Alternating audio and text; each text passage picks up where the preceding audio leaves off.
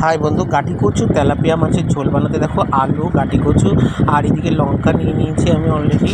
দেখো এখানে মশলা করে নেবো, একটুখানি আদা, লঙ্কা আর একটু জিরে দিয়ে পেস্ট করে নিয়েছি। এরপরে এখানে দেখো মাছের ঝোল রাঁধতে গুল্লুর টিফিন খিদে লেগেছে, তাই গুল্লুকে আবার একটুখানি পাস্তা করে দেওয়া হলো। গুল্লু পাস্তাটা খেয়ে নিল, আজকে রোববার ছিল, ও আঁকতে চলে যাবে। তারপরে দেখি এখানে আমি তেল দিয়ে তার মধ্যে আমি গাটি কচু আর আলু দিয়ে ছেড়ে দিয়েছি, একটু লবণ দিয়ে আস্তে আস্তে ভাজবো। এখানে ভাজাটা কমপ্লিট হয়ে যাবে, দেখো একটু লাল লাল লাল লাল হয়েছে। ভাজাটা অলরেডি কমপ্লিট হয়ে এসছে। হওয়ার পরে আমি দেখো যে পেস্টটা তৈরি করে রেখেছিলাম, সেই পেস্টটা এবার ওর মধ্যে দিয়ে দেবো। পেস্টটা দেওয়ার পরে একটুখানি নাড়ি চাড়িয়ে নেবো। নাড়ি চাড়ার নেওয়ার পরে আমি লবণ হলুদ অ্যাড করে নেবো। দেখো লবণ হলুদ অ্যাড করে দিয়েছি, দেওয়ার পরে আমি নাড়ি চাড়িয়ে নেবো।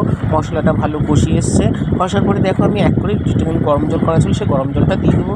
দেওয়ার পরে একটুখানি রেখে আমি ওর মধ্যে দেখো টকবক টকবক করে ফুটছে, জন্য ফুটতে থাকুক। তোমরা একটু লাইক কমেন্ট করে দাও, একটুখানি শেয়ার করো, আর পাশে থেকেও, ভালো থেকেও, সবাইকে নিয়ে একসঙ্গে চলতে হবে। দেখো তারপরে আমি মাছগুলি অ্যাড করে দেবো। মাছগুলি অ্যাড করে দেওয়ার পরে দেখো এবার মা সোমবার দেওয়ার জন্য তৈরি হয়ে এসছে।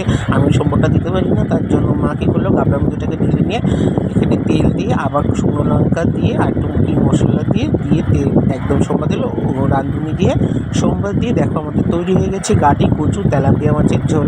আর আজকে আমাদের পাতে ছিল উস্তে ভাজা, ভাত আর ডাল। যেহেতু আমাদের রাতে নিমন্ত্রণ।